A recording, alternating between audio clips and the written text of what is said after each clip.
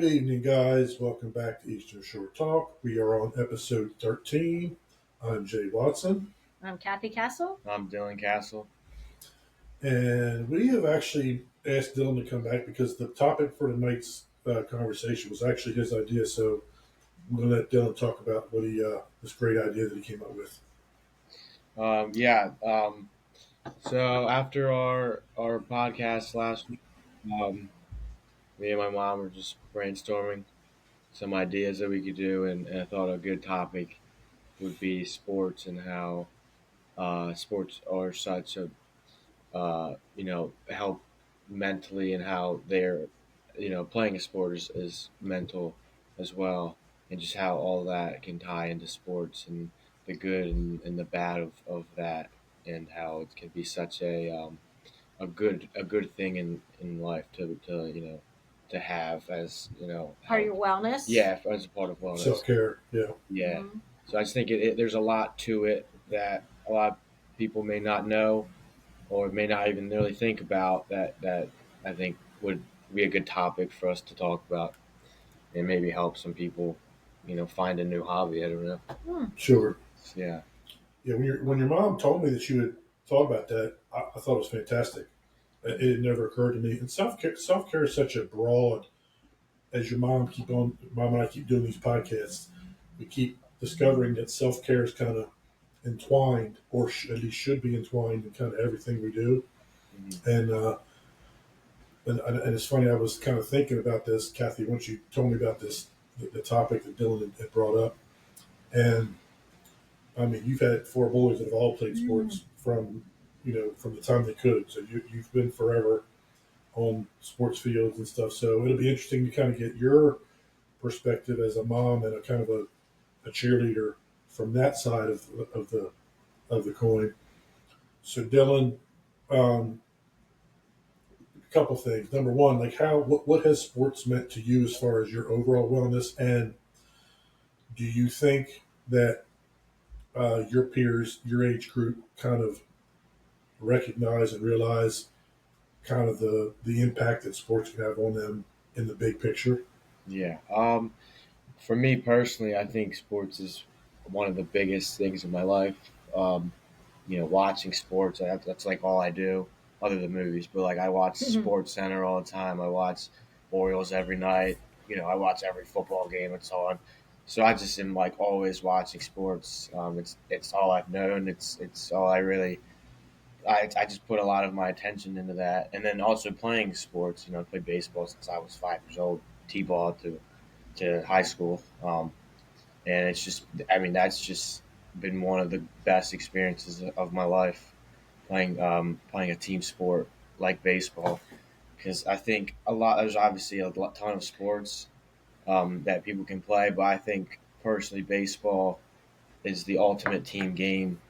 And I think it's really been a brotherhood of people. I played with the same kids since I was, you know 8 years Yeah, old, into high school, and yeah, we've really been, it's really been a brotherhood, and there's nothing I wouldn't do for my teammates. So it's really just made me feel like I was a part of something, and I've had some of the best memories and moments of my life playing sports, playing baseball, and I wouldn't take that away from anything. I will always cherish that. So I think that really has been a big thing. And then to answer your second question, I'm not sure if people take playing a sport for granted. I'm sure that recently Easton graduated, and a lot of other schools did.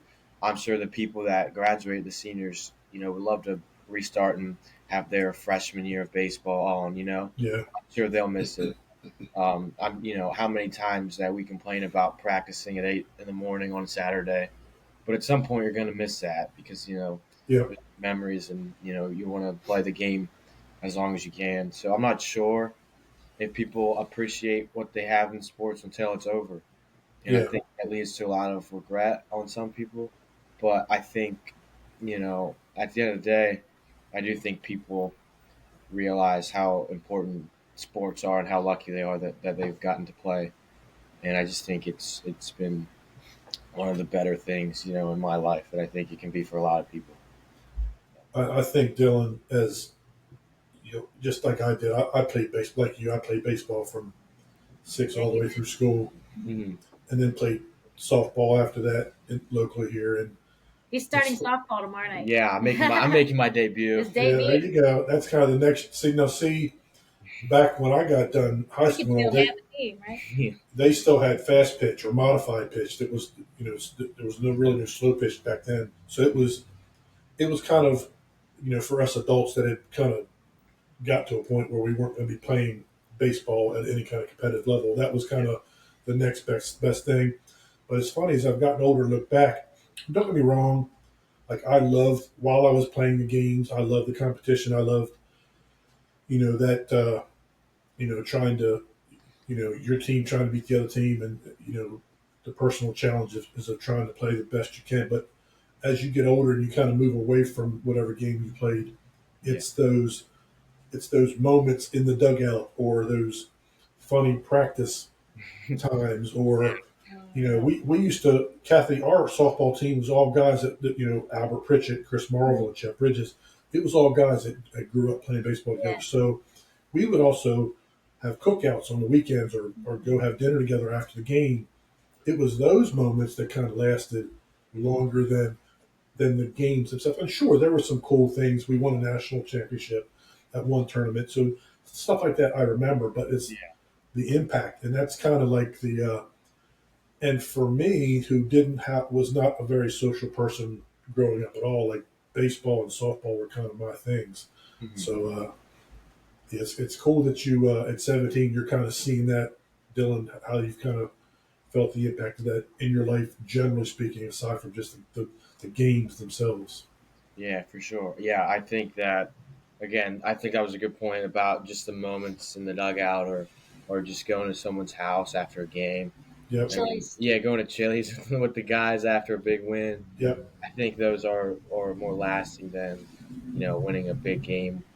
I mean, beating St. Michael's would probably be that'll last for a while. Sure, yeah, Yeah, but I just think that just like being with the guys, and just those memories sort of off or at practice. I think that's big because again, I think I relate with you. I'm not the most social. Well, I mean, I'm not, but like I'm not the most. More So on the introvert yeah, side by so nature.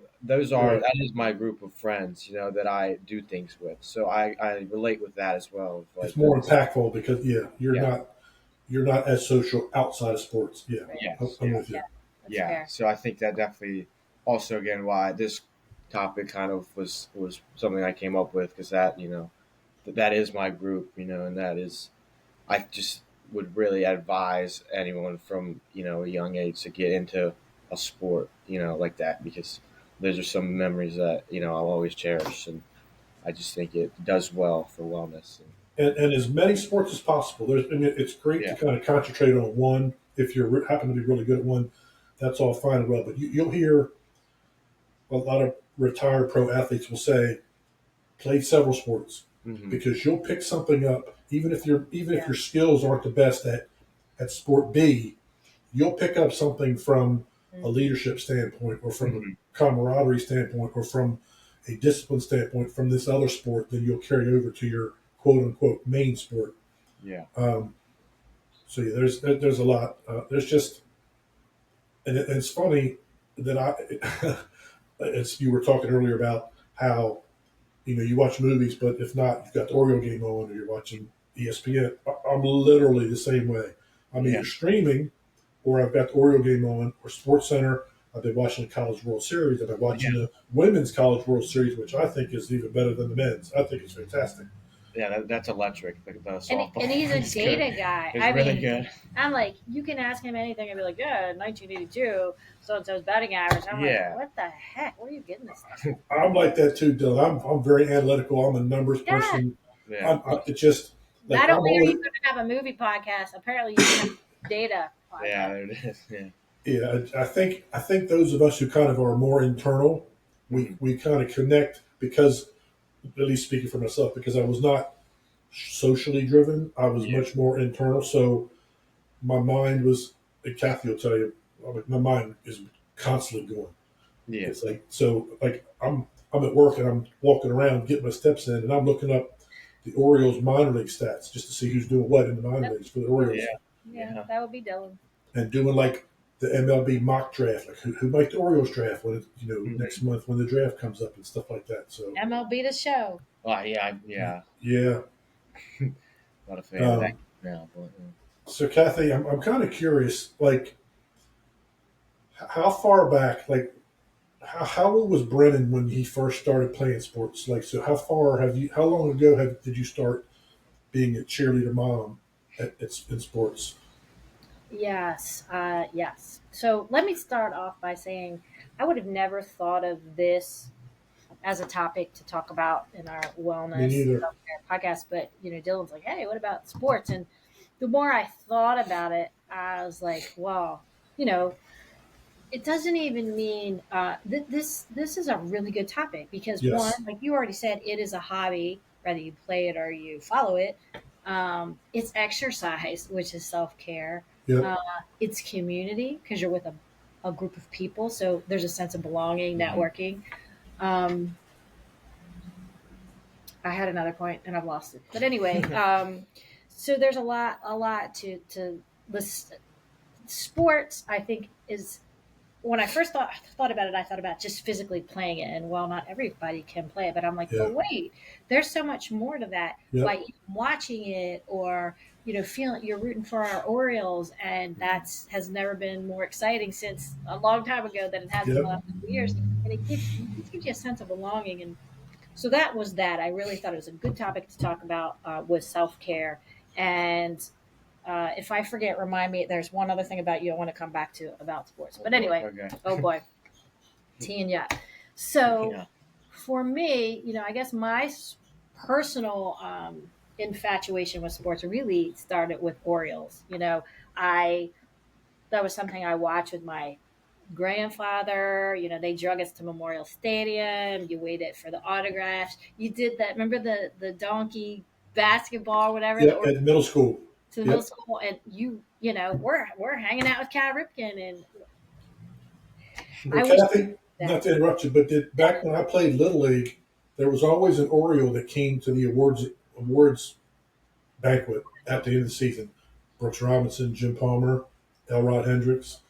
I think Brooks might have come a couple times, but yeah, they used to always come to the awards banquet for Little League every year. But I anyway, didn't realize that. yep, So Jay, you may or not be able to believe this, but I didn't play a sport. no, Surprise. I'm Anyway, shocked. but you probably know I was the scorekeeper manager to soccer, baseball, whatever it is. And I did get a varsity letter. Okay, Don't take that away from me. Oh, I got yeah, heck yeah. Um, but I guess at some point in time, I'll tell you what kept me personally from a sport. I felt like I don't know why. When I was younger, I don't know if there wasn't that many girls sports, or maybe there was, and I just didn't know about it. And I was never like the girly girl. I wasn't going hmm to be a ballerina or anything. I was playing with Star Wars figures, so I'll right, just be honest. So I didn't pick up sports. I was just more. I watched sport. I watched the Orioles. And I love the Olympics. We all watched yep. the Olympic hockey team in the '80s. Oh yeah, the Miracle on Ice. Yep. So that was that. But at some point in time in high school, I got this grand idea that maybe I'll be a sports writer. Maybe I'll be something for the Orioles. Now we all dream those dreams. So out of that very short-lived high school career, I actually was able to.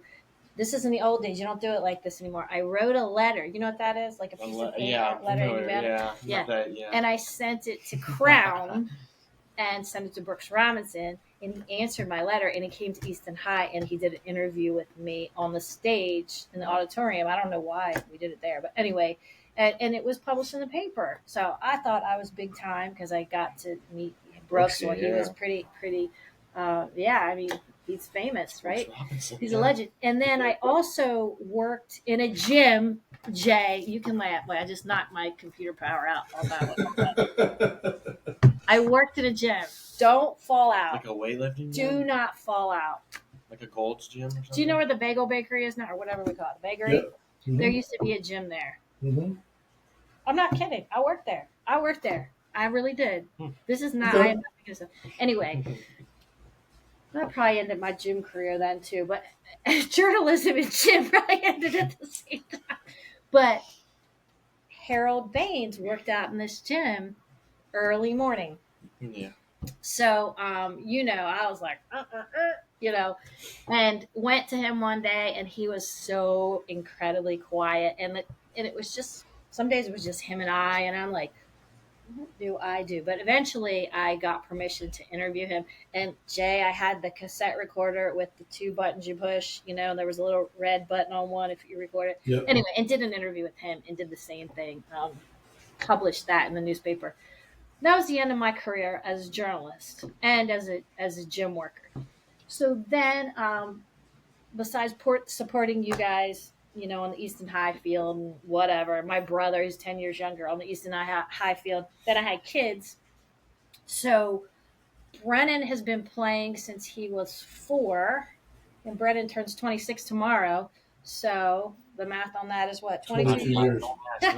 22 years on a baseball field or soccer field. So we've been at it as sports parents for a really long time. All 4 boys have played baseball. We had 1 swimmer, 4 soccer players. All of you played soccer as littles. In the high school, only 2 soccer players. Tristan had the COVID year where he did I think every sport Easton High had to offer because they were all like 3 weeks at a time. Right. Yeah, so we've been out there, but to be on that middle school field that now is named Warrior Field, right? Since the passing of Matt Blue, that scoreboard was dedicated to Matt, and Used to be called Black and Decker Field. then it went to Panther Field, right? Yeah. Yeah. So anyway, I've been on that field. I remember watching you guys on that field Yep. as a juvenile. Back when the little league and the senior league fields are also back there. Do we have Yeah. lights on that field now? No. No, we had lights on the field back when At Hog Neck. back there is. in the day, when the legends here like Jay were there, we had lights, and you could get a good hot dog there. There's Legion Yep. games. But so with Brennan, I guess I came in. I can remember all the years of baseball where like they're doing snow angels in the outfield and picking the clover flowers, and Marty being like, "Oh my gosh, stand up!" To watching all boys and all of our boys. Dylan's the last one. He's finishing 11th grade, so I'm getting ready to enter my last year of Easton High sports, and I'll probably cry like a baby because people are really creative, and they give a lot of good going away gifts. Like one time they gave us the dirt from the field, and that meant so much to me. I don't know about my kids, but I'm like, oh, there's the dirt. Oh, you will never play on that dirt again. And I wrote, I wish I could find it. There was a Facebook post I wrote one time as my opinion about baseball from a parent perspective. And I'm like, it's the game as a parent. Sometimes it's the game you love to hate. It's like, when it's March and it seems like it's 50 below zero because Yep. the ball field is always 10 degrees colder in those months, or it's 10 degrees hotter. The wind's always blowing too. Yeah. So At least you don't have to swing the bat and take a foul ball. Oh, or get beads in your hands. Yeah. so Or like catch. And so we've had so many kids. There'd be time I couldn't be at everything. One time we were on 6 baseball teams, and I thought, oh my gosh! And people would say, "Oh, you showed up at your kid's baseball game," and I'm thinking, I have 152 kids and 200 games a week. I can't be everywhere, but the camaraderie of the parents, and you learn a lot about parents of baseball players. And Yeah. sometimes I have to remove myself because I might say something I shouldn't to another parent that is saying something they shouldn't be saying. But it's a great connection to be a part of as a parent. Are you watching the bird? Sorry. We have a bird that's hanging out at a hummingbird feeder, and he's not a Oh, hummingbird. yeah. It just swooped He's in just and kinda scared like, hey. me. Made me laugh. Sorry. Yeah, distraction. Maybe that's Oriole bird. But I don't know, just watching what it instills in my children. I mean, there's so many choices out there for kids to get distracted. So I always felt like sports was a good diversion to some of the things maybe they shouldn't be doing, right? And I think it teaches such teamwork that I can't teach that. You learn how to get along with other people. You learn that, maybe you're not the superstar, or maybe you are sitting on the bench, or maybe you are mad at the coach and don't like them. There's so many lessons that I think as a mom or Marty as a dad that we couldn't teach them that they've learned from sport. They picked up some bad habits too from sports. Those little children have some bad stories and some cussing. Um, Those bus rides to away games. Oh yeah. yeah, It's a good yeah. time. There's probably things I should never know. My ears will probably burn, but I don't know. I'm very happy that my boys went to our Easton High, and that they've just performed, and I've enjoyed watching every bit. As much as I complain, I complain too. I'm like, we're not going to eat till like 10 o'clock at night, but I wouldn't trade any moment of us being on that field, Yep. and I will cry my eyes out when it's over. But I did want Dylan, if you're comfortable, Okay. if you're comfortable, Dylan. Now I put Sure. you on the spot right on camera, That's but fine. um, Dylan is unique, and I wouldn't mind you talking about this. Is the diabetes?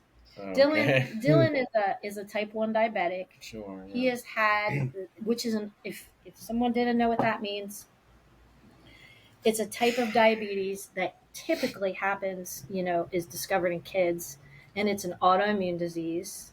It is not because of his fault. It's not because he ate something he shouldn't. It's not because of weight, or it is an autoimmune disease, and only 5% of diabetics are type 1. Others are traditionally type 2. The That two. most of us are used to people with type 2 diabetes. So type 1, he was diagnosed when he was 5, Mhm. and that was a big adjustment for our family, like huge adjustment. And I would just say from a health perspective, since we're talking about self-care and wellness and all that, um, it's been a long journey as a parent, because what do you want to do? You want to protect your kids from everything. And when I found out Dylan had diabetes and such a little feller, I probably was in a good fog for about 6 months of what am I going to do? How is he going to play sports? How is anything going to be normal? Do I have to change all the foods in the house? Does everything have to be sugar free?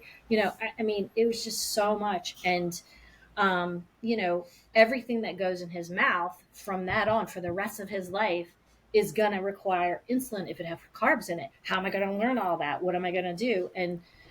Um, and trying to protect his mental health Right. by being honest about the diabetes and what it could do to him, but also letting him be a kid, but also teaching him along the way. So it's been a very interesting journey for all of us. And, I've always told Dylan, I'm never going to leave your side with this journey, and I'm going to pass you off to a nurse to marry. That's it. Nobody else. Only a nurse can marry Dylan.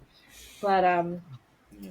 and I would say I was always worried about the sport. I was worried about sports because with type 1 diabetes, and I'll say this, the way we operate in our house is I went all sugar free, and then I realized, what am I really doing? Because it still has carbs in it, and if it's sugar free, the fat content might go up, and now I'm Right. giving them artificial sugar. So I was Right. like, okay, cancel that plan, let's throw everything out.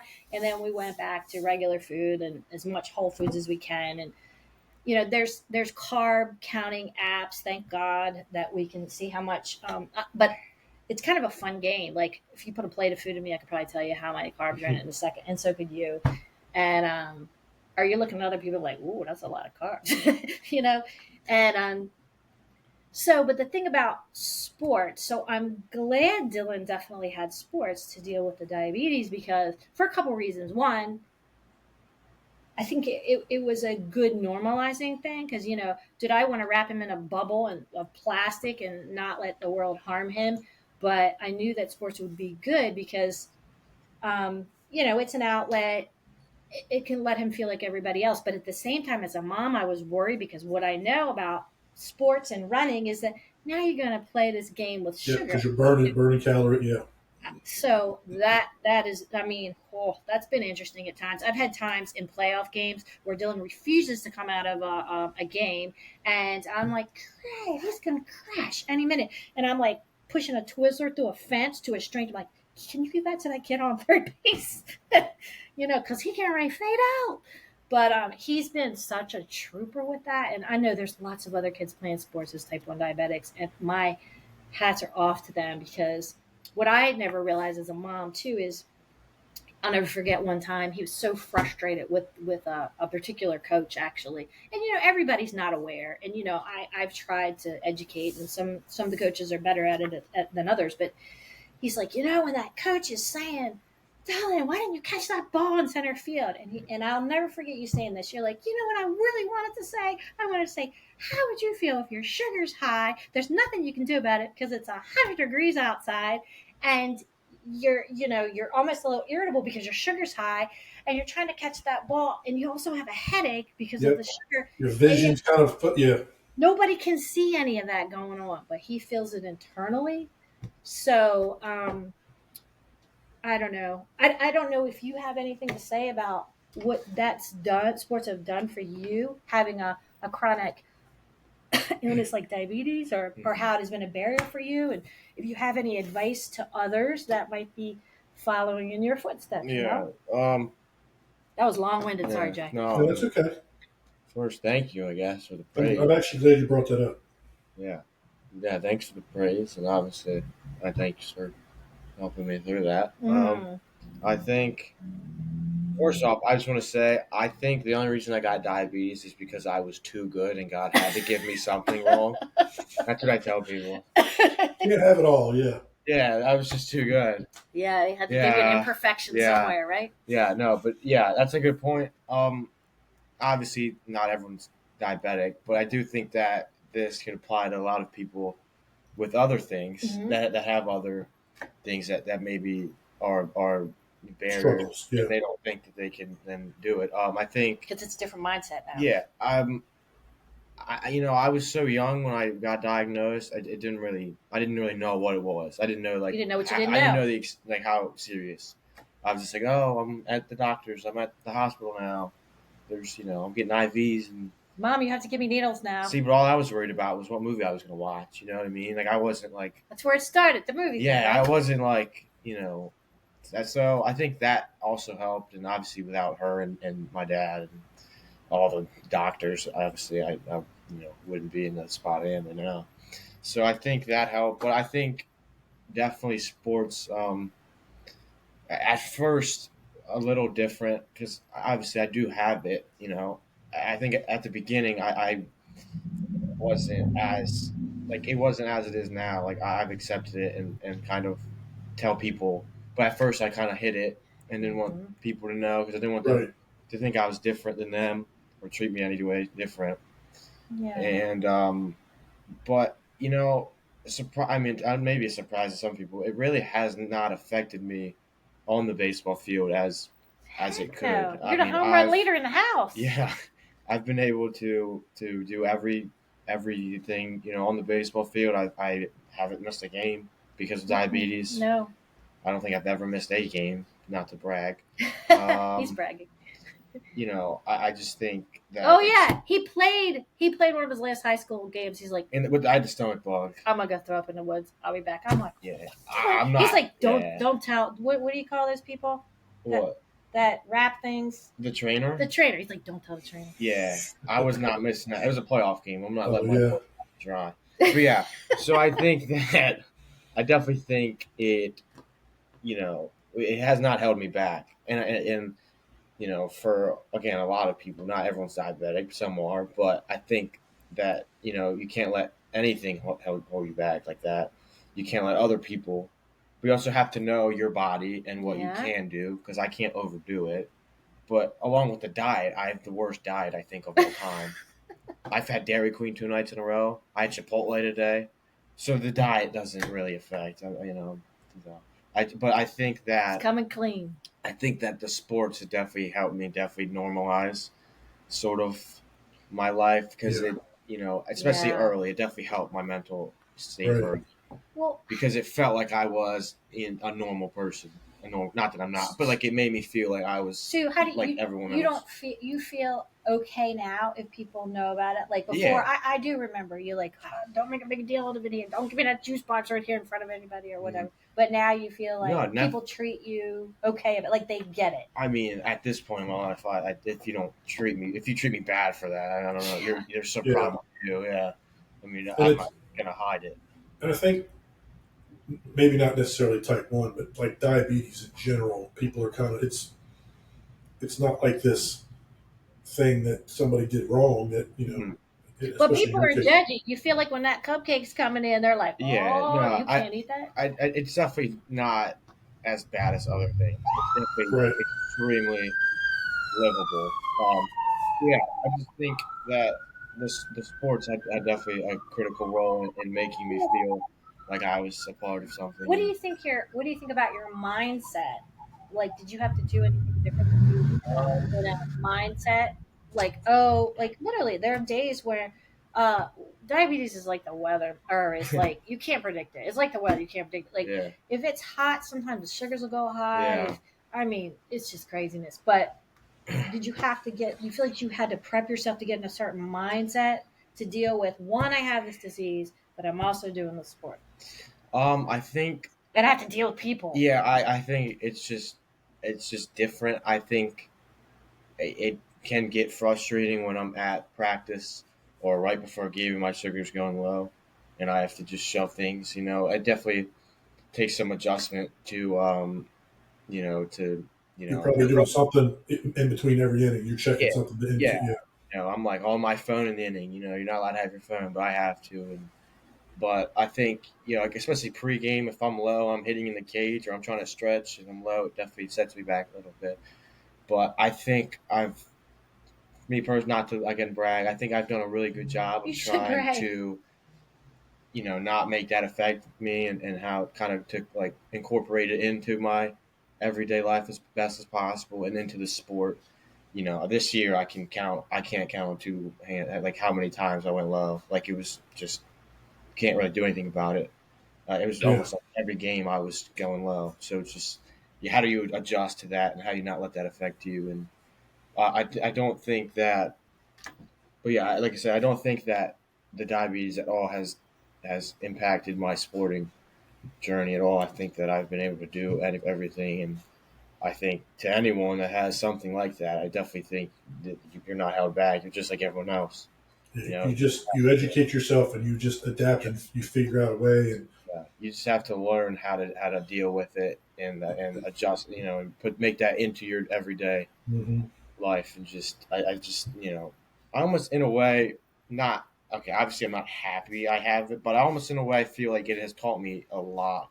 It Mm. served you. Yeah, Yeah, that's great that you say that because as you yeah, were talking earlier, I was going to say I was thinking of in my own head, this is serving him as a struggle.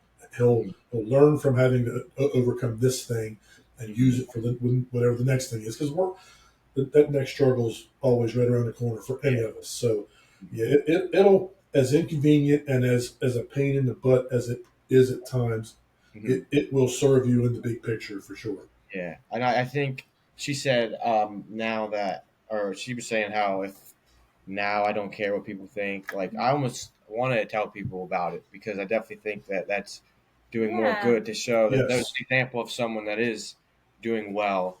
I mean, physically in the sport that that's I almost want people to realize. Like I think a Yeah. big example of that is Mark Andrews, the tight end for the Mm. Ravens. He's one of my inspirations. I think he's awesome what he does. He's one of the I think he's the best tight end in the NFL. Right. I want people to attack me over that. But he's, I mean, what he does is incredible. He plays the most physical game, I think, the NFL or NHL. But So we should say this, Mark Andrews, if you're out there, yeah, hit me up. we need to meet.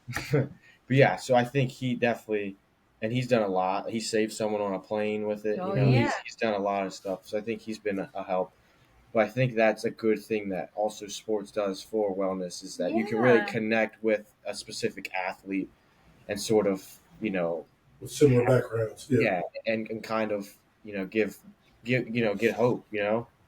I definitely think that that's also another aspect of why sports are so good is because you can, they used to do a segment on ESPN Sports Center about these kids that were like they weren't Make a Wish, but they weren't in the best, and they would have Mike Trout fly him out and meet him or Bryce Harper or someone like Right. that, and just the looks on those kids' faces is unbelievable. It's like they're meeting like the greatest person. You know what I mean? It's like Yeah, Yeah. their hero. they're yeah. Mhm. So I think that also is a big thing that you can just connect with these athletes in a way that's almost hard to to like understand to tell someone. You know what I mean? Yeah. I just think that is a big part as well.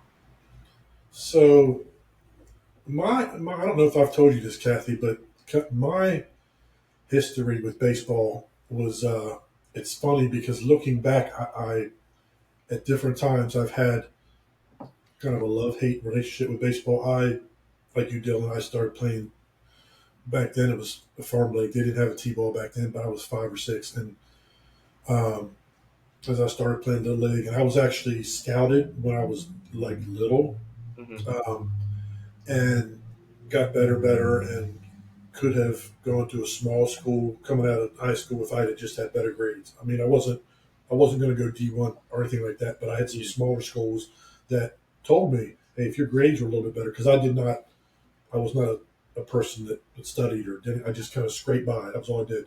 But baseball was definitely that thing when I was younger because of my trauma as a kid that was kind of my saving grace. It was that one place where I felt like I belonged and that Yeah.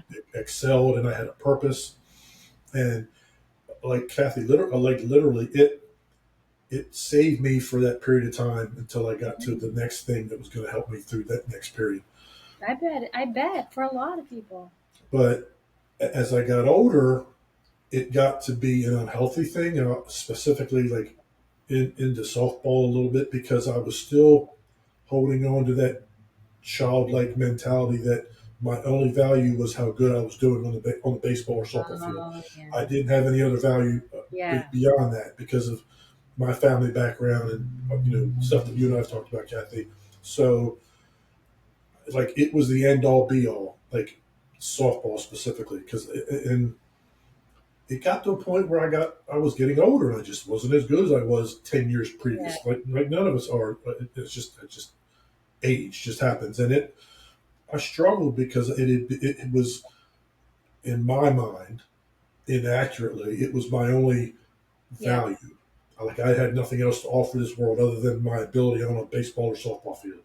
So it was a saving grace at certain points in my life, and it was an unhealthy, inaccurate mindset of mine at later points in my life until I kind of started steering myself in a better direction. But Dylan, you might think this is kind of interesting, but um, your coach Albert and I graduated with your mom same age, so we played on the very first team that Brian Femi ever coached at Easton High School. He Cool. had just came out of James Madison, graduated, and Easton High School was his first teaching coaching job ever.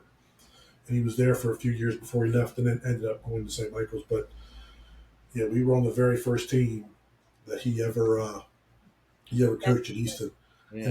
it's so funny. Like him and I, not recently, but we used to run into each other at Hearthstone all the time. We would talk about Mhm. the olden days, and I would ask him like, how are things different now than when you coached us for your very? And we would talk about that. And I remember he's he's had some really really good teams at St. Michael's, and he's coached against some really really good teams with players that have been drafted, and he still says to this day that there was a team from Seaford, Delaware that we played against. We scrimmaged before the season started that had 4 guys on the same team that got drafted, and um, 2 of them were drafted really high. Delano DeShields, who ended up playing for the Orioles at one point, Mhm. he uh, he was on that team. There was 4 guys on the same high school team that all got drafted like high, like really Mhm. high. And he says that's probably the most talented team, or one of the most talented teams he's ever seen. So it was kind of cool to talk to him about um, how things had changed because I was dating someone at the time whose son was playing for St. Michael's, so I was going to the St. Michael's games all the time and watching him. And there was some of the things he was still doing with signals and stuff like that were the same exact things he was doing in 1985. Yeah. How the catcher was giving signals to the pitcher and all that, because I pitched a little bit. Mhm. So yeah, there was the difference was back then there was really no travel ball. Yeah, that's changed things. Yeah, that's pretty. Yeah, taking over. It's really changing the landscape of Little League. The rec ball. Yeah. Yeah, it's like I really the first time I was ever around travel ball was when Kelly's son Nathan was playing for St. Michael's, and he played travel ball in the summers, and we played in New Jersey and in Lancaster, Pennsylvania, and North Carolina. It's a commitment. It's a lot. It's a lot. I mean, it was probably every other weekend for most of the summer. It was a lot logistically, but it was so much fun. It just was. And right, being a part of those teams and going down to sports at the beach down there. Yeah, we get the jacket. Yeah, you got to win the jacket. Yeah, I used to complain about losing my summers to baseball. But I don't complain as much anymore. Well, we're down to one team, besides the softball stuff. But I was kind of used to it logistically because when in the heyday of softball, there for a while, we played 80 or 90 softball games throughout the summer between the league games and the tournaments, and we would travel all over the place. We would go to wherever. We would go to the national tournaments all over the country. So I was used to that, having to look at a bracket and see, okay, well, we're finishing this game at 2:00, and then we got a 1 hour turnaround before we play our next game on this other field on the other end of the complex. And so all that kind of stuff I was very familiar with. But yeah, the travel ball I liked it because you got to see some players from other states, and you might, like, especially down at Sports at the Beach, where they come from all over. So you're like, yeah, this Monet Davis, who had played in the Little League World Series, was down there playing on a boys team right next to us in a different tournament. So and you probably didn't even know that she was all that at the time. Oh no, she was older. She was she was like doing autographs. Like there were little kids around her. She was doing autographs and stuff. Wow. So that was interesting. Well, And I used to have such a love hate with we haven't done a ton of travel ball. Maybe we've been on a couple teams. I played like 2 and some pickup stuff. But anyway, I'd be like, I'm losing my daggone summer, no vacation, whatever. And then I'd be right into it. I'd be like, if I'm giving this up, we better stink it win. Like, I'm in there ready for the fight. I did want to go back on one thing that you said, Jade. I'm going to call you one of my kids. Jay, not Jaden. About when you stopped playing ball and how you felt. Like, you loved it for so long, and then you had this, other feeling of kind of you didn't have value. Now, I would tell you, I've had long conversations with Marty, his dad, my husband, about that very same topic. And he said he'll never forget the feeling when he was done playing sports because he wasn't ready for it. Nobody prepped him for that, and that he felt like he lost his identity. That, and I don't know if that's most kids or that's a male trait versus female. I have no idea. What out there, Jay? But he said how much of a loss, of a feeling of loss, and his purpose with the loss of sports. And I felt sad for him hearing that. Obviously you get over it and you get on, but I don't know that kids anticipate it, because I feel like it's so exciting to watch a little boy think they're going to be an Oriole one day, Right. or whatever their favorite team is. And then, there's always me in the background saying you might want to have a plan B. Right. But, when you realize it is done, I may not pick up this bat again. And I remember when my oldest came off of the field from Easton High School, I wasn't prepared for that reaction that he had. He was devastated. And he said, Mom, I don't know what I'm going to do now. And I was like, I just bawled, and there was a video of it, and I didn't watch the video for 8 years. I finally just watched it recently. I was like, okay, I'm prepared now. I think I can handle it. But to watch your kids love something so much that's such a part of them, and to watch them walk off not knowing if they'll ever see it again, it just is heartbreaking as a mom. And I know that it's, well, you think about it now about Yeah, I was just gonna next say, I year. think But the next year, softball probably helps for Dylan because it's kind of a it's like it's yeah, not You're getting exactly the early same. entry to it. yeah, The yeah, other boys It's like don't do that. it's like a step in that direction. You're still got a yeah, little bit of competitive juices flowing and a little bit of that feeling. So it's a transitional phase. yeah. But no, that's a good point. I think obviously I'm a junior, about to finish and go into my senior year. Ugh, I'm not So, ready for that. I think, We'll need a podcast on when the yeah, baby graduates. I'll need a yeah. whole thing on it, Jay. So yeah, obviously I don't know it firsthand, but I've seen it 2 years in a row playing varsity freshman and sophomore. Those seniors after Oh in the my gosh. playoffs. I mean, there's nothing.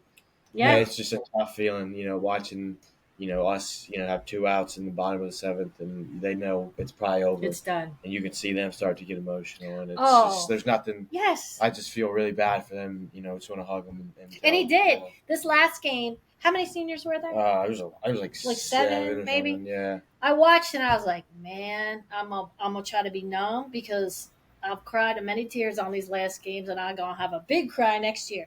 But I yeah, watched the parents, and they're holding back tears and all, and you can watch the kids start to give up yeah, because they know they've already lost that game and they're done.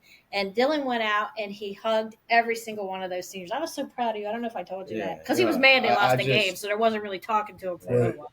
But no, you yeah. you connected with each one of them. I just think, you know, obviously I don't know how it feels yet.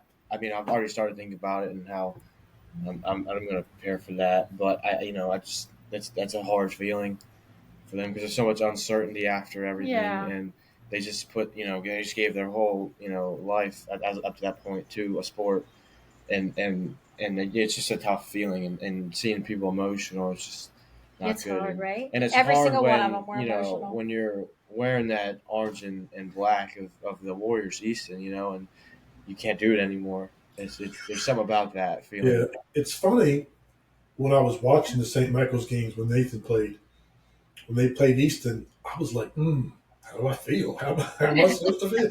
So I told Nathan. Nathan's like, are you gonna feel some kind of way? I'm like, I don't know, Nathan. I said, well, I hope you do well, but I'm pulling for Yeah, Easton to look. You know what I mean? Warriors, right? Yeah. So I want you to have a good game. I said, but I don't know. I think the 2 seasons I watched him, I think St. Michael's won every time. So it tough was a luck. little. It was now it was also different for us back in the day, Kathy, because American Legion was like the big thing. So even when you're done high school, you knew, okay, You're just gonna flip we're on. all going to play together. Yeah, we're going to still have the whole summer playing together. So that's different now Yes. Yeah. because the travel ball aspect. Yeah. Yeah. Yeah. But see, with travel ball, you may be playing with kids from Queen Anne and Right, right. with the So the different team doesn't just short. extend. Right. Where Dylan is going Well, to choose for to high play. school though, I think it's the high school because it also is you're leaving the high school Yeah. experience. Right. Yeah. So I think taking off the high school jerseys There's is another just bird. different, It's the and graduation in addition to not it's playing the baseball whole anymore. thing. It's Yeah. just it's like a couple It's a weeks lot of of like change. I'm becoming an adult, and I have to kind of leave that part of my life behind me, and take responsibility in college and uncertainty. That's So I another think podcast. We'll have some more on this. yeah. So I just think that part of the sports, I guess, to tie this all back to what our topic is, that part of the sport can get um, not good for mental health. But I also Yeah. think that you can't. I mean, obviously, you can be sad and it is emotional. You're leaving sets apart, but you almost have to have a mindset of like, I'm so happy and cherish every moment I just had on that field. You know what I mean? You almost have to look at it in that way of like, that was some of the best moments I'll ever have. Yeah. I'll always remember those people I played with. And almost like, they say, don't cry because it ends. Be happy that I was that it getting ready to happened. say. Yep. Yeah. It's one of those things. And I just think that, and after high school or after you're done playing sports, you can always go and root for the Orioles. There's Yep. Yeah. always another thing that you can contribute in the sports game, that you're not totally leaving it in the past. So I think that's why sports is so good for wellness, because there's always something else that you can do, and that you can feel like you're still a part of a team. Yeah. Like when I watch the Orioles, I feel I'm emotionally attached, Oh Yeah, we yeah. all Yeah. especially the Ravens. When the Ravens lose, yelling at the TV. in a Everybody. tough playoff game, I'm close to tears. Yeah. Like I just committed, like Yeah. 18 Sundays to these guys, and then they just lose Oh in a yeah. heartbreaker. And it's like, Yeah. yeah. So Especially I think, last year. yeah. Now, Dylan, did you watch Jason Kelsey's retirement speech? Yeah, I did. I watched. Yeah, I've seen a lot of speeches. All of all like Brady's was not good, but Peyton Manning is one that comes to mind. That Yeah. was or But Philip Jason Rivers. Kelsey's was so it couldn't have been any better. Like, I mean, it was Yeah. heartbreaking for him, I'm sure. And look, I'm a Washington fan, so Oof. to watch an Eagles guy, but I liked him because he was just kind of a lunch pail kind of player. He just he wasn't the most well. He was actually very athletic for a center, but Yeah. he just I was like I was moved, and I'm a Washington fan, so Philadelphia is like one of our enemies, arch enemies. Yeah. But it was a great idea of yours to like come up with self care in sports. We didn't know we'd have so much to talk about, right? Yeah, and Kathy, I got to say this. We've now had both Tristan and Dylan on a few times, and I got to say this to you, Kathy. For these two young men to be so well spoken, be so self aware and conscious about what's going on around them, and to seem to care about the community and just be just great kids from the little bit that I've had a chance to talk to them. And I've actually spoken to all your boys, but Tristan and Dylan more so on the podcast. You and Marty have done an awful lot right. And I just want you to know that it shows in how your kids come across talking You're to gonna the make me community. cry right in the podcast. It's gonna make me cry. And look, I'm not a parent, so I have no idea. And I'm sure if I think was, I was gonna say I have it wrong. I appreciate that. I'm sure if I had been a parent, I would have made my share of mistakes like any other. And every parent that has ever existed does. But, for your kids to present themselves the way they do, hats off to you and Marty. You've done a great job. I just want to let you know that. I do appreciate that. It's not an easy job. And I do feel like I fail a lot of days, but Sure, I don't help with that. but we try, and family's strong in our family. Yeah. It's an important value of mine, and I enjoy the boys. I'm gonna be sad when they're all gone. I'll tell you that. I'm gonna have to just chase them around wherever they are and figure out how to be annoying to them, and leave water bottles all over the place to trash everybody. Yeah. So before we transition into the movies and streaming segment, I'm going to do a little promo for Eat Sprout here in town. So Eat Sprout is a locally owned and operated small business in both Talbot County and Anne Arundel County. Eat Sprout focuses on locally sourced, ethically sourced, and organic ingredients, crafting ready-to-eat meals, snacks, artisanal drinks, and fresh organic breads. With 4 locations and online ordering and home delivery, getting fresh, convenient, and ethically sourced food has never been easier. They won the Best Small Business of the Year 2023 on the Shore, as well as Best Gluten-Free, Best Organic Kitchen, and Best Grab-and-Go Food. And for anyone here listening on the podcast, you can use the promo code podcast to get 15% off your first online order. And I just got to give a personal shout out. I'm a regular at Eat Sprout. I eat there 2 or 3 times a week, lunch, and you and Marty have actually tried it a couple of times as well. Yeah, no, you talked me into it. It's great. It's just that they're pre-prepared foods, breakfast, lunch, and dinner. They do breads, they do coffees and teas, they do smoothies, and their sweet treats are healthier options. And they're good. You walk in there and at first glance you think it's a bakery because there's all these muffins and gluten-free brownies and sugar alternative treats and all. But the people there, Ryan and Emily Grohl, who are the owners, started out. They were running Hearthstone Gym for a while, then they transitioned and opened up one location. They now have 4 locations in both Talbot and Anne Arundel County, and one of their locations in Anne Arundel County is in the State House. They've got a little kiosk, Oh, I didn't Indianapolis know that. State House. So all the state politicians are enjoying Eat Sprout over there. Nice. But just great people and great stuff. So if you're in the Easton area and you look for something different, healthier options, go try Eat And Sprout. they'll heat it up. They'll heat it up right They'll there. heat it up for you. They'll make your coffee or tea right there on the spot. So go to eatsprout.com and use the promo code podcast, and you get 15% off your first online order. And I would just say too, if anybody is needs to be gluten free or dairy, intolerant, that they're a good choice. Yep. Especially like us girls, we like to have our sweets.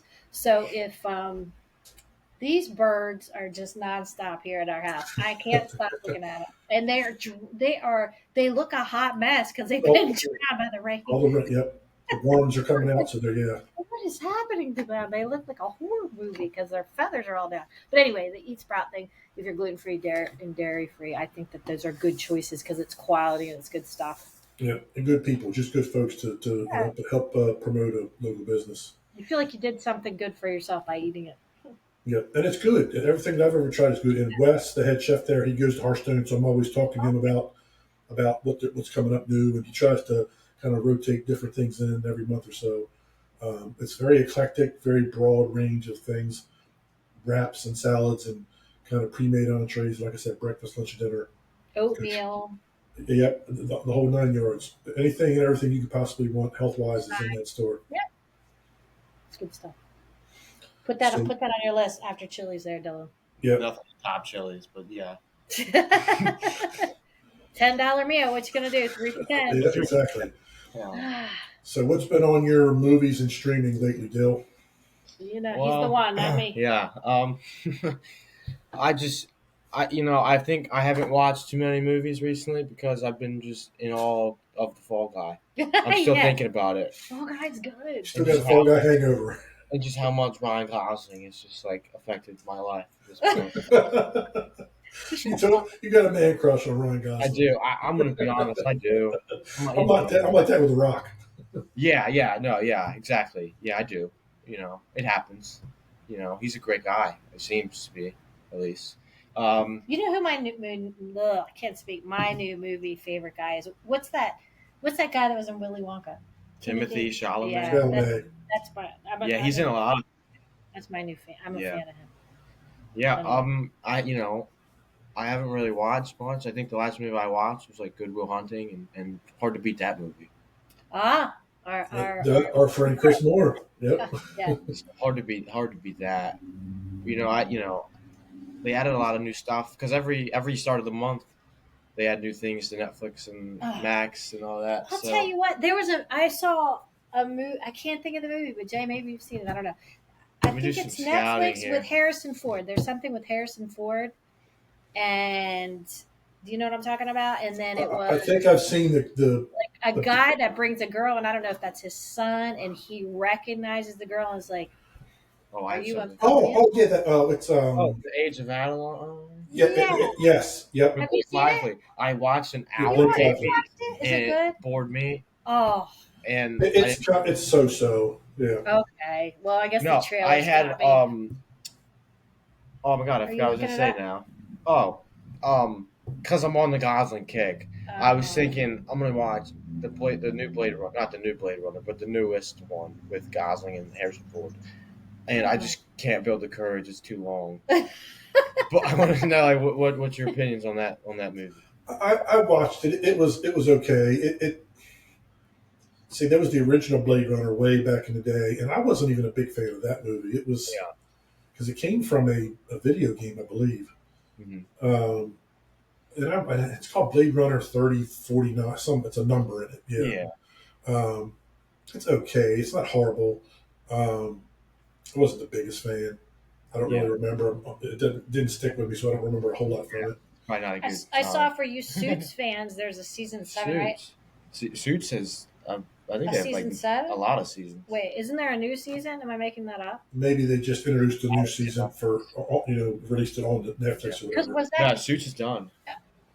So am I making it up? I think they added it to Netflix, like a Okay. new season to Never Netflix. mind. Yeah, Forget Yeah, it. they're actually considering doing spin off. I think. All an right. updated. Yeah. I don't want to give false information on the Yeah. movie. Now I went Friday and attempted to watch a horror movie called The Strangers. I heard it was awful. See, I'm not a horror fan at all. I don't. You knew that. So, but yet you go. I went and I was like, okay, do I watch Garfield or do I watch this one? And I'm thinking, okay. And I'm not opposed to an animated movie at all, but I'm Yeah, like, well, let me give it a shot because I actually heard some people talk about it. yeah, And I lasted for about 30 minutes and I left the theater. yeah. You I should have don't snuck mind. in Garfield. I don't mind. Like I like thrillers. I like mysteries. I like psychological thrillers. But those movies where there's always something startling you, something Yeah. jumping out. I don't like it. It takes away. It distracts me. It takes away from. It gives me a I heart don't- attack. yeah. I can't. I don't handle think it. a lot of those movies have good world building. It's just a lot of stupid plot. Yeah, it's not, there's no. I don't. It doesn't make me think. I don't. Because I want to feel when I watch a movie. I want to have an emotion of some kind Yeah, of relief. exactly. Me So too. and it doesn't do that. So I left. But I have been watching a couple things on Netflix, and it kept coming up. It's a documentary called "Dancing for the Devil." Have you seen that on the queue pop up? But it's Oh, wait, actually yeah. about Yeah. it's about this cult, and it's the real events that happen. It's just like what happened within the past couple of years. They were TikTok dancers that were very famous, had millions of followers. That got dragged into this church slash quote unquote management company in California that turned out to be a cult, and some of the people that were these famous TikTok dancers, and some of them you can still see on TikTok that are still in this cult. Um, some of them were able to get out of the cult and they kind of were like narrating the video, but it's just like the things that people do to draw people in. What they were doing was they were getting these kids that were dancers. They were like getting them on commercials, like legit, like Toyota commercials and stuff as dancers, and they were taking all their money and saying, "Well, it's for the Lord and it's for the church and all this stuff." Oh, boy. So they showed It's this. true. It's not true. It's true. It's a true story. Yep. And I actually recognized the one girl who's still in the cult, who had been on Dancing with the Stars or one of those shows. Really? Yep. And she's still in this cult with her husband. I'm gonna watch this. It's called Dancing for the Devil, and it's like the events are like from like 2 years ago, so it's like brand new Really? stuff. And Dylan, you might recognize the one girl. Her name is Miranda. Her married name is Miranda Derrick, but it's like she's like when I'm new to TikTok, but when I first got on TikTok, she was everywhere doing these little dance skits, and they were awesome because I like people doing choreographed dance. That's cool to me. Yeah. So I started following her, not realizing that she was part of this cult. Wow. Her and her sister started out dancing together, and the sister was able to like not go into the cult, but she's still there with her husband. But there's a group of the kids, and I say kids, they're probably in their 20s. They end up getting out. They kind of narrate the story, and then they show them suing this church for not taking all their money. And then there's this all these women in the cult came forward and said we're being sexually abused, and this guy was like talking these girls, some underage, into doing certain things to gain a position in the church that really didn't exist. So there's that side of it. And the parents of this one girl have tried to go through the police and all this stuff to try to get their daughter out of this cult, and they couldn't do anything. That's when they started suing the church for like tax evasion and all these other things, and it's horrible. So the litigation is still ongoing. There's civil suits that they're still. So yeah, it's that new. Surprising that they can even talk about it. Now that it's just, oh my gosh, it was crazy. And there was another documentary I watched called Unbelievable. It's again a true story back from the early 2000s. and it was about a serial rapist out west. And it starts out with a 16-year-old girl who got sexually abused, who goes to the police, and they don't believe her. And because they don't believe her, and she gets judged in her community, she goes back and says, "No, I was just lying. It didn't really happen," because she was affected so much by how she was treated by coming forward that she flips up the coin and lies and says it didn't happen. And like this whole like documentary series, nobody believed her. The police, her friends, she was in foster care, so she'd been bounced around. Yeah. So there's that side of it. Well, come to find out that the same guy who abused her was going from state to state. And again, true story, real events. And this these two female detectives in Colorado, Toni Collette plays one of them. She's like the big star in the documentary. They get together and they really start finding out that this same guy is assaulting all these women in different places. And eventually they start like getting close and get close. And finally, this whole time, I'm like, man, I wish somebody would just believe this young girl. Somebody just listen to her. So finally, they get some evidence that leads back to this other girl. Finally, so they finally talk to her. They're the first ones, two female detectives. They finally listen to her and finally believe her. And then she gets to the point where she feels comfortable enough to then go back and say, well, what I said the first time was actually true. It really did happen. And to watch her get vindicated and to watch the detectives that would not listen to her and didn't believe her first kind of have to eat crow and be accountable for letting her down. It's a hard thing to watch people go through that because of my past, Kathy, but to watch this young girl get vindicated and to watch her finally connect with this therapist because like she's done, she's shut down, and doesn't want to talk about it, and just like is swearing to everybody that nope, I banged up, it didn't happen. She just wants to like bury it so deep. But finally, this one therapist gets through to her, and these two female detectives actually pay attention to her, and that like turns her life around. And to watch her at the end, like finally come out of that fog and to start making something of her life. And she's a fantastic artist. Like she does sketches and stuff, and she gets a job doing that, and like she had bounced around foster care from the age of like 5 years old. So, she'd been treated badly there. So she doesn't trust anybody as it is.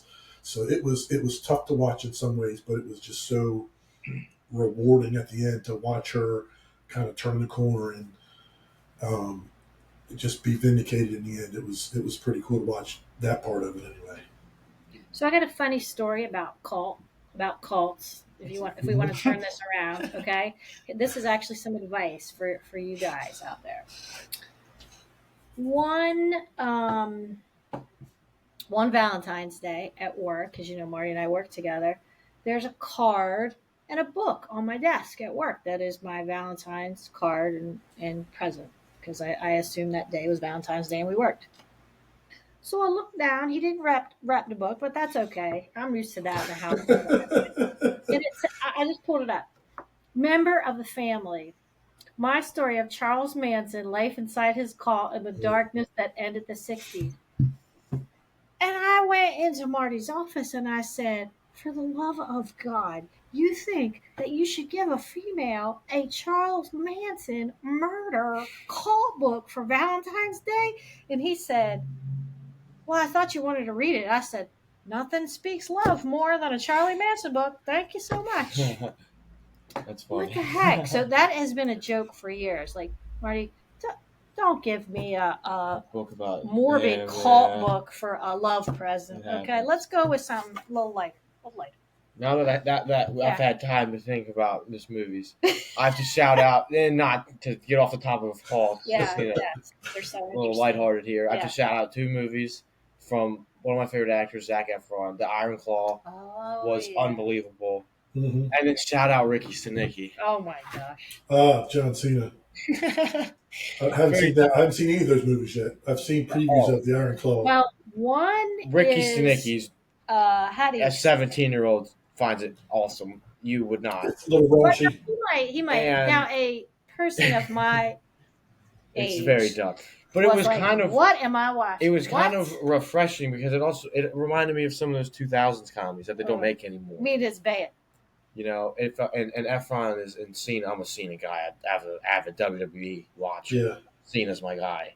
But And then the Iron Claw was unbelievable. true story, right? True story. I Yeah, did not the Von Erich family. Yep. Insane what happened to them. I thought they portrayed it in a really A lot well. of tragedy in their family. Yeah. Yeah, really emotional. I thought you were Good ending this on an performances. uplifting. I am, and then I have to shout out another guy, Miles Teller. Oh, That's Oh yeah. To add him to my top 5 for people. He's unbelievable. War Dogs, one of my favorite movies he is in. I liked him in Top Gun.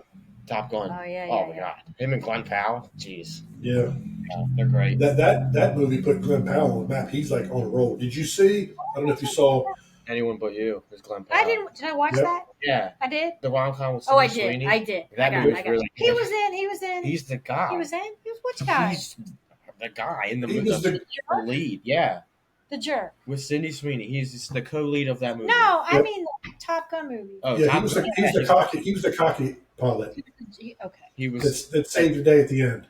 that him and Alright. Teller butted Alright. heads. Oh, okay. And I'm then with he you. does, yeah. I'm with you. Yeah, He was a jerk so that's what I in that got. movie. He was the Val Kilmer character, but up Alright. to date. Yeah. So we didn't like him in that movie. We liked him in the other movie. Yeah. Right? Anyway, Well, he did save the day at the end in Top Gun. He came does. in- He plays Saves the himself. day? He's great. We need to rewatch it. Oh, we won't give it away. In case somebody did. I'll go back. And he's also in a movie coming out called Twisters, which is kind of like the remake update of Twister. Or the No, Glenn Powell. Luke Combs made a song for that movie. That's why I'm there. Ah. It's kind of the updated version of Twister back in the day with Helen Hunt, and And I'm trying to remember the male lead. Who was the male lead? Oh boy, now I gotta look it up. John's never seen this movie. Twister. Helen Hunt. She was something back in the day, wasn't she? Yeah, she was in. She did that movie with Mel Gibson. Bill Paxton. What Women Want. Bill Paxton. Yep, that's who it was. He was the lead. He was the male lead, and his fiance was played by Jamie Gertz. But yeah, it's Glenn Powell. I can't remember who's the other lead actress in the new one. In the new one. So I didn't realize that. It's Called kind Twisters. Yeah. I think I've seen it advertised, but So that's one of those ones where they're kind of doing a remake. I'm going to ask Chris more about that if we ever get a chance to talk to him It'd be a you good probably one. would like that. Yeah. about why Hollywood's doing so many remakes and so many. Oh, yeah. This is a good version. point to put on because they're doing the new Beetlejuice remake. Oh yeah. There's not Wait, a lot. what was the but dumb also, question I said time out. about that? Also, on this topic, added to my list, Michael Keaton, greatest actor of all time. That's my Really? opinion. Now, Yeah. the Beetlejuice one is not a remake. It's actually a sequel. Oh. It's the It's a same sequel. characters. Yeah.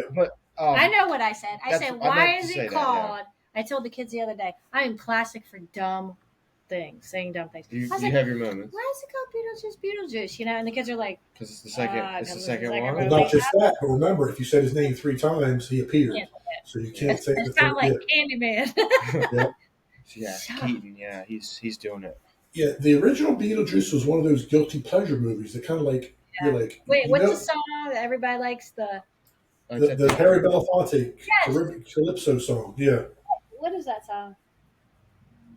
daylight come. Yeah. Is that what it? Yeah, it's been so long since I've seen the movie. I don't know what the plot is. It's pretty weird. I know we'll have to rewatch. Is this But how yeah, we? Yeah. Is that how we? it's all the same characters. Winona Ryder's in it. At the theater. We're gonna sit next to each. I'm gonna sit next to you, Jay, at Beetlejuice. I'm actually going I to might see. go with my life goal It's to to- sit in next that to seat. him. He might like you. Yeah. He probably won't let me. Yeah, Dylan strikes me as somebody that's not going to talk during the movie. Not at all. No. Yeah. I'm invested. So he would be an acceptable movie buddy. There it is. You got There it is. defeated. I got defeated, but I can admit it. Yeah. I'm doing Bad Boys Oh. this Friday. Bad Boys. The It first looks pretty good. the first one is the only one I've seen. It's great stuff there. Who's in Will that? Smith, Martin Lawrence. I don't even know what it's about. Bad. They're. I mean, They're cops. Yeah, Oh, kinda- like it's show. like- No, it's like action comedy. Yeah, it's a good movie though. not and like they actually sing the Bad Boys theme. That's the funny part. That's I'm not too far off. that's kind of one of the funny parts of the movies. Them trying to sing the Bad Boys theme, and Mark Lawrence doesn't know the words, so he makes up that Yeah. like I mean, yeah. watermelon. That's gonna be good. So Good yeah, stuff. I'll do a review of that one next time. I'm actually What are we watching next? What do you think we're watching You've next? you tried to need to get finish Ted Lasso. I you know. need to. I know. I'm You've tried to get us to finish Manifest, and I refuse. That show Did took you watch itself that? into the ground. Oh One no. of the I watched worst. it when it was on regular TV back in the day. That's one Yeah, of the, but you didn't watch. Did you like the? Because they finished it on Netflix. Did you Netflix. finish? Did you watch See, it? I got lost. It reminded me of that movie at the show Lost. I watched like 4 or Yeah. 5 Oh, episodes. you didn't really get lost. I thought you maybe got lost. Okay. It I reminded me of that no, show. he finished No, Manifest. that's I one liked of Manifest. the I worst disagree. written final I seasons I've ever respectfully heard in my disagree. seen in my But you life. didn't watch I, Siskel and Ebert. I refuse to watch that No, because I it defeats the purpose I of what the show disagree. is about. They made it like We gotta find out what the happens. first season was so good because it was like real, like there wasn't so much happening, and then all the stakes that they made in the first 2 seasons were completely This gone is in the the third only one. thing we So disagree everything on. up to that point just didn't. Why did that even happen? If you're just gonna write that in, you know what I mean? They ruined But themselves. the characters are there. The characters are still They, good. they You don't gotta even find have out what happens. no. They don't have character anymore. They don't have Well, charisma, I'm gonna watch They it. lost I'm gonna it. eventually watch it. I'm not and they gonna don't have tell enough you. star power for me to watch. Ladies and gentlemen, this is behind the scenes of the Cassell household right here. Be real. Be real. If Ryan Gosling was in it, I'd finish it. You guys should watch Dancing for the Devil together. That's a good one. I think you both would like. I think it's 3 or 4 episodes. It's a docu series. I love watching series with Dylan because we get so wrapped up in it, and we're like then. And I really like it if we add your dad in on it because sometimes we all have different. We're like, no, we're not team so and so. We're team so and so, and then we're all arguing about it, and then we can't stop watching it. It's like crazy. It's fun. It's a good time, right? We seem to like different characters. We do. Like we like the different complete characters. opposite characters. That's Well, it's a generational thing. But we are Johnny Lawrence fans together. Johnny Lawrence, yeah. Yeah, He's a real Karate Kid, Yeah. We do agree on that. It's not what's his name? What's his name? Machio. Ralph Macchio. No, we've turned into Daniel Johnny. LaRusso. Yeah, he's not a Oh, fan yeah. of Well, Ralph Macchio. not that you're not a fan. It's just in the series we changed teams. He just rubs me the wrong way. He doesn't rub me the wrong way. He's just, still a good guy. It's just He's not. no Johnny Lawrence. He's no Johnny Lawrence. Quite simple. George Man. Banquet. Loves him, yeah. All right, guys. On that note, go home and watch something with your family and argue back and forth about who you like. Thanks for watching, and we'll catch you next time. Take care, guys. Bye. See ya.